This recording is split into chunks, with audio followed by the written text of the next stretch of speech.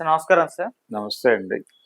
Sir actor Shivaji గారు 'దండోర' సినిమాకి సంబంధించి ఈవెంట్‌లో చేసిన కామెంట్స్, మహిళల డ్రెస్సింగ్స్ పైన చేసిన కామెంట్స్ అయితే ఇప్పుడు తీవ్ర దుమారం రేపాయి. అందరూ మహిళలైతే దీనిపైన విరుచుకుపడుతున్నారు కూడా.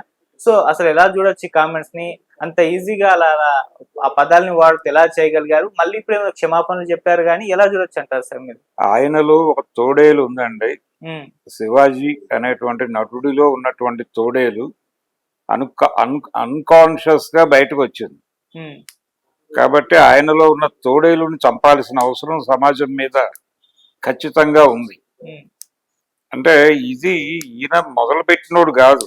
నిజానికి ఇలా చాలా మంది మాట్లాడుతున్నారు కానీ, సుమన్ గారు మాట్లాడారు ఈ మధ్యే. సుమన్ గారు కూడా ఈ గుళ్ళకొచ్చేటువంటి ఆడపిల్లలు కొంచెం సాంప్రదాయంగా డ్రెస్ వేసుకురండి అని మాట్లాడారు. గతంలో జేసుదాస్ గారు కూడా అలాంటి మాట అన్నారు. హ్మ్. ఇలా కొంతమంది స్వామీజీలు కూడా అలా వాపోయిన సందర్భాలు ఉన్నాయి. అయితే నా ప్రశ్న ఏంటంటే, మీరందరూ బాగానే చెప్తున్నారు, ఓకే. ఆడపిల్లలు అంటే వీళ్ళ ఆలోచన విధానం ఎక్కడ దాకా వెళ్తుందంటే, ఇప్పుడు ఆడపిల్లలు ఇలా డ్రెస్ చేసుకోవడం వల్ల కదా నిర్భయ లాంటి సంఘటనలు జరుగుతున్నాయి, దానికి కూడా వీళ్ళే కారణం అని వీళ్ళ మీదే రుద్దే ప్రయత్నం చేస్తున్నారు. హ్మ్. ఇది ప్రమాదకరం. ఇది తోడేలు లక్షణం అంటారు దీన్ని. ఈ తోడేలు లక్షణం అందరిలోనూ ఉంది. ప్రపంచంలో ఉన్నటువంటి పురుషులందరిలోనూ ఒక తోడేలు ఉంటుంది. అయితే ఈ తోడేలు బయటకు రాకుండా కాన్షియస్ గా కాపలా కాసుకుంటూ ఉంటాడు ఎవరికి వాడు. ఆయన శివాజీలో తోడేలు రోడ్డెక్కింది ఈ ఈవెంట్ సందర్భంగా. ఆయనలో ఇప్పుడు సారీ చెప్పినంత మాత్రాన ఆ తోడేలు ఎక్కడికి పోదు, ఉంటుంది. అలా వీళ్ళు డ్రెస్సింగ్ గురించి మాట్లాడుతున్నారు. ఆయన ఇంకో దారుణం మాట్లాడాడు. ఏది, మొన్న సమంత గారు ఏదో ఈవెంట్కి వెళ్తే జనాలు అవును. రావటము, అవును. అలాగే నిధి అగర్వాల్ ఇన్సిడెంట్ అవన్నీ తడిమాడు. హ్మ్. సరే, బానే ఉంది. ఆ సంఘటనలకు సంబంధించి ఈవెంట్ మేనేజర్లది ప్రాబ్లం.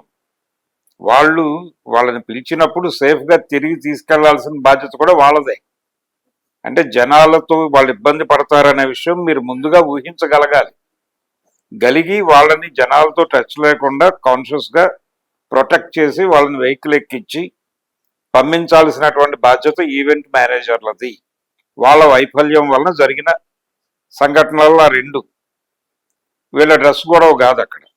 అక్కడ కూడా పురుష తోడేళ్లు ఉంటాయి. ఆ తోడేళ్లు దాడి చేసినాయి. అది ప్రభాస్ అభిమానులు కాదు. ఆ లులు మాల్లో నిధి అగర్వాల్ మీద పడ్డ తోడేళ్లలో ప్రభాస్ అభిమానులు లో పర్సంటేజ్ లోనే ఉండి ఉండొచ్చు. ఎందుకంటే ఆవిడ కిందకు వచ్చేసారు. ఆవిడ నిజానికి సల్లార్లో తీసుకెళ్లి అక్కడికే లిఫ్ట్ దగ్గరికే వెహికల్ తెచ్చి ఆవిడ ఎక్కించి పంపించుంటే గొడవ జరిగేది కాదు. ఆ ప్రికాషన్స్ ఎందుకు తీసుకోలేదో వాళ్ళు తెలియదు. ఆవిడ అలా ఓపెన్ ఏరియాలో బయటకు వచ్చేసరికి సహజంగా అక్కడ ఉన్నటువంటి తోడేళ్లు ఎగబడ్డాయి. ఎగబడటం అనేది ఎందుకు జరుగుతోంది? అసలు దీని మీద కదా మాట్లాడాల్సింది. తోడేలు తనం గురించి మాట్లాడాలి ఎవరు మాట్లాడినా. ఈ జరుగుతున్న సంఘటనలకు సంబంధించి దాడి చేస్తున్న వాళ్ళ గురించి మాట్లాడకుండా విక్టిమ్స్ మీద దాడి చేస్తున్నారు మళ్ళీ ప్రవచనాల పేరుతో. ఇది దారుణం. ఇది సీరియస్ గా పట్టించుకోవాల్సినటువంటి సందర్భం. ఇప్పుడు పరిస్థితి ఎలా తయారైందంటే, ఆడపిల్లలు వాళ్ళు కెమెరా ముందుకు వచ్చినా, లేకపోతే ఫేస్బుక్ లో ఏదన్నా మాట్లాడినా, వాళ్ళు ఏమాత్రం తెలివితేటలు ప్రదర్శించినా, ఏమాత్రం జ్ఞాన ప్రదర్శన చేసిన, జ్ఞాన ప్రదర్శన కూడా కాదు, వాళ్ళు అవేర్నెస్ తో మాట్లాడిన దాన్ని తట్టుకోలేని పరిస్థితుల్లో ఉన్నారు వీళ్ళందరూ. ఇది దారుణం. ఇది తోడేలుతనం. ఈ కల్చర్ పెరిగిపోయింది. అంటే దీనికి రకరకాల కారణాలు. మీరు ఆడపిల్ల మైనస్, మగపిల్లవాడు ప్లస్ అని చెప్పి భ్రూణ హత్యలు చేయటం ద్వారా మొదలైనటువంటి ఒక గందరగోళం నుంచి సెక్స్ రేషియోలో వచ్చినటువంటి డిఫరెన్సెస్, అలాగే ఎకనామిక్ లిబరలైజేషన్ ద్వారా అంది వచ్చినటువంటి అవకాశాలు, బ్రతుకు భయంతో చదువుకోవడం మీద పెరిగిన కాన్షియస్నెస్ ఆడపిల్లల్ని వర్క్ ప్లేసుల్లోకి నడిపించిన క్రమంలో ఈ సెక్స్ ఇంబాలెన్స్ వలన మగపిల్లలకి పెళ్లిళ్ళు కావడం కొంచెం టఫ్ గా మారినటువంటి ఒక వాతావరణం ఉంది. పర్టికులర్ గా కొన్ని క్యాస్టుల్లో ఇబ్బందికరంగా మారిపోయింది. ఈ పరిస్థితిలో మగపిల్లలు కొంచెం సాంప్రదాయంగా పెడుతున్నారు. అంటే ఆడపిల్లల మీద వాళ్ళకి వేరే కోపాలు మొదలైనవి. దాంతో ఆడపిల్లలు చూజీగా ఉంటున్నారు. చూజీగా ఉండటం అనేది వాళ్ళకి నచ్చట్లా. వాళ్ళు ట్రెడిషనల్ గా మారిపోయి వీళ్ళ మీద దాడులు చేస్తున్నారు, తోడేళ్లుగా మారిపోయి. అలా మారటానికి బేస్ ఏంటంటే వాళ్ళని చిన్నపిల్లలప్పటి నుంచి తల్లిదండ్రులు కూడా అలాగే ఫీడ్ చేస్తున్నారు. మగపిల్లల పెంపకంలో జరుగుతున్న ఒక తప్పేంటంటే, ఆఫ్టర్ ఆల్ ఒక ఆడపిల్ల ఫస్ట్ ర్యాంక్ తెచ్చుకుంది నువ్వేంటి అంటారు ఇంట్లో క్యాజువల్ గా. వెంటనే వాడిలో తోడేలు పుడుతుంది. దాన్ని గ్రాడ్యువల్ గా పెంచుకుంటూ పెడతారు. ఆ తోడేళ్లు ఇలా దాడులకు తెగబడతాయి. కాబట్టి తోడేలుతనం మీద సమాజంలో చర్చ జరగాలి. దాని గురించి ఒక్కడు మాట్లాడకుండా వీళ్ళు బట్టలు సరిగా వేసుకోవాలి, వీళ్ళు ఇంట్లో ప్రొటెక్టివ్ గా ఉండాలి, మీరు అసలు బయటకు రావటం వలన కదా, ఇవన్నీ మాట్లాడతారు. ఇది దుర్మార్గం.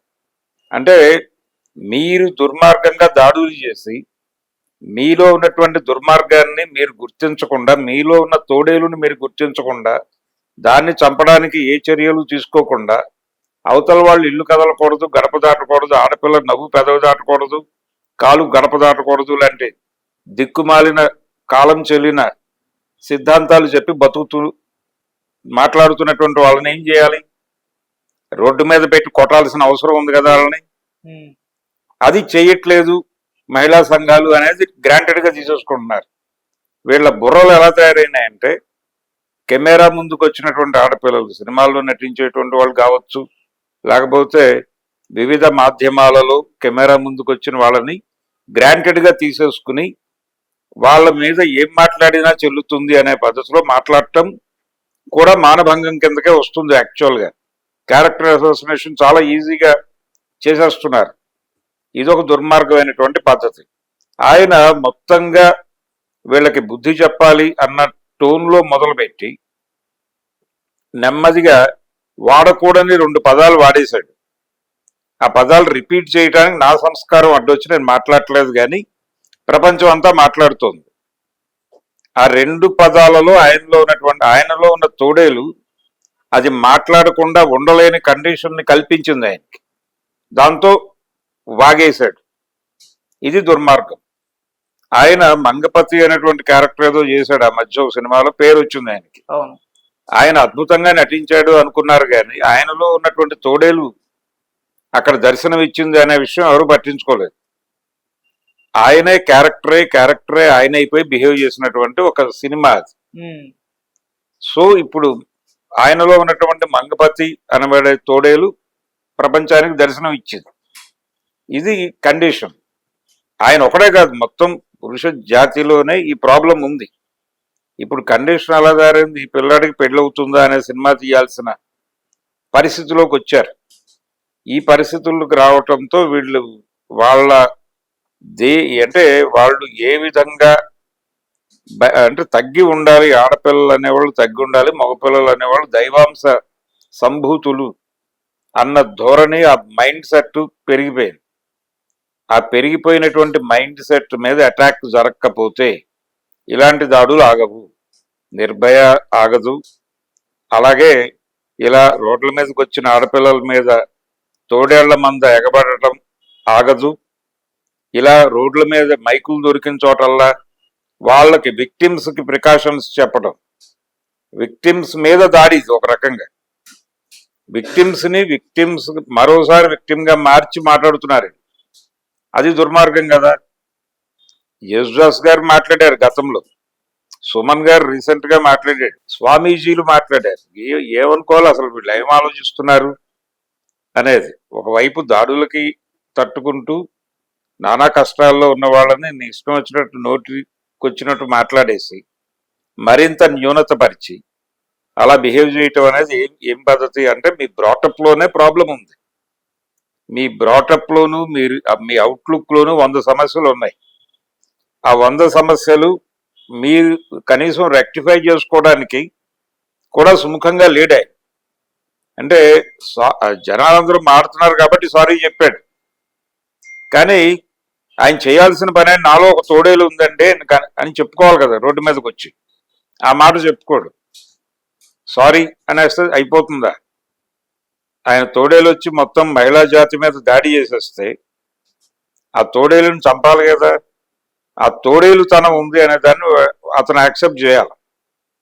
అది జరగాలంటే ఇది ఒక ఉదాహరణగా తీసుకుని అతని మీద కాన్షియస్ గా దాడి జరగాలి.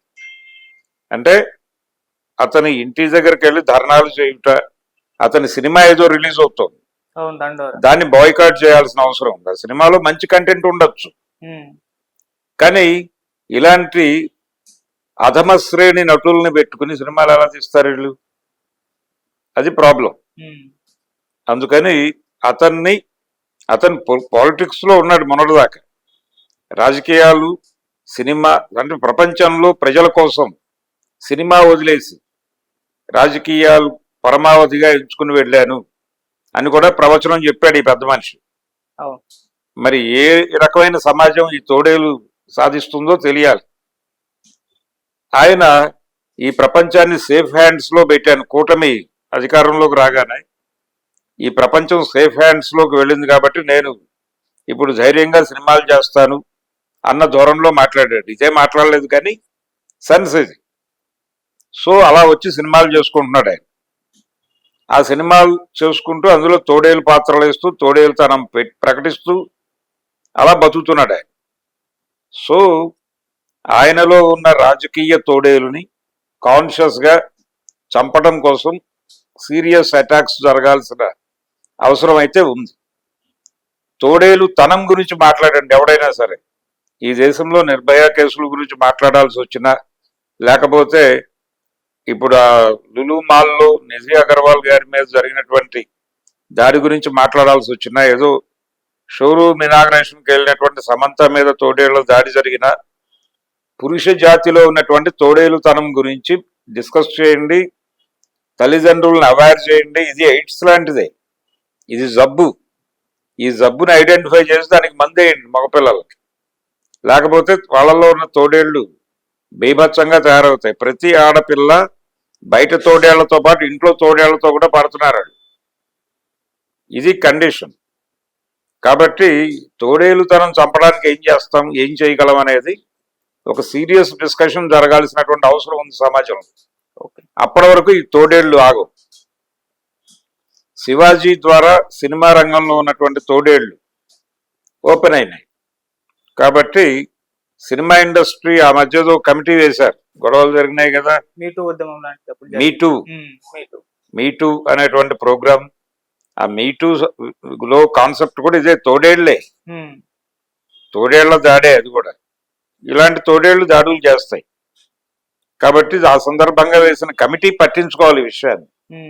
ఝాన్సీ గారు ఉన్నట్టున్నారు దానిలో, ఆవిడ కొంచెం కాన్షియస్ గా పట్టించుకుని ఆయన్ని సమన్ చేసి, శివాజీని సమన్ చేసి పిలిచి ప్రాసిక్యూట్ చేయవలసినటువంటి అవసరం ఉంది. దాన్ని గుర్తిస్తే ముందు ఇండస్ట్రీలో ఉన్న తోడేళ్ల గురించి మాట్లాడాలి. అలాగే ఈ తోడేళ్లు బయటకు వచ్చి చేస్తున్నటువంటి దారుణాల గురించి మాట్లాడాలి. ఇది కాన్షియస్ గా జరగకపోతే సమాజం చాలా పెను ప్రమాదం, పర్టికులర్ గా స్త్రీ జాతి పట్ల తీవ్రమైనటువంటి దోషము, తప్పు చేసిన వాళ్ళు అవుతారు వీళ్ళందరూ. Okay sir, thank you so much. Thank you.